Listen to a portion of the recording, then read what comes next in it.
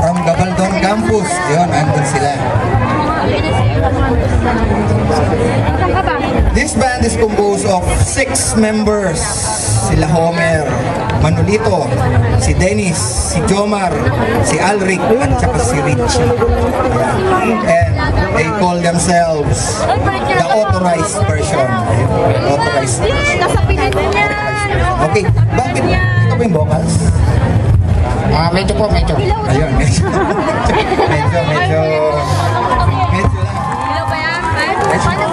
talaga. Ano ulit ang name mo, kapatid? Aldrin. Si Aldrin. Ayun, from Gabaldon Campus. No? Magandang gabi po. Okay, sige. Sige, tuloy mo na. Okay, bakit authorized version? Ano lang na yung aming mentor tsaka yung advisor si Mr. Yes. Siyang may sabi. Nakita lang po yata niya, napadaan po sa Okay, napadaan tapos nakakita ng authorized personnel only. Na authorized version. medyo siguro malabo yung mata na mali ang basa. Ganun ba? Authorized version yung nabasa. Okay, galing. Maganda yung inyong history. Matagal na ba kayong tumutugtog as a band? As iba, bali medyo matagal na rin nasa Itong grupo na ito? itong grupo, nadagdag yung aming pianista si yung inyong pianista. Ayun. Okay, so ano ba yung genre na inyong music? as usual, love song. Medyo nakakaantig ng puso pero nakakanina nakikinig. Ito, yung composition. Alam ko na napakahirap gumawa ng isang composition. Madali lang gumawa ng composition actually, pero ang tanong, kung magugustuhan ba ng mga tao, di ba? No? So, yun yung problema sa paggawa ng kanta. No? So, paano nyo kinompose yung inyong kanta?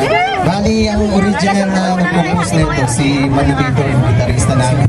Tapos, nagkaroon na ng bali yung advisor namin sa English na nililapan na nila para gumanda ng backing. Mga prop niya sa English. So, ang ibig sabihin malamang, English yung kanta ninyo. Ayun, palakpakan naman natin yung mga English teacher ng mga Gabaldon Campus. Ayan, talagang napaka-supportive talaga sa kanilang mga estudyante. Okay, so, huwag na nating patagalin pa. Bigyan na natin yung stage sa authorized version. Nakanta namin una is yung 214 bali yung Berlin.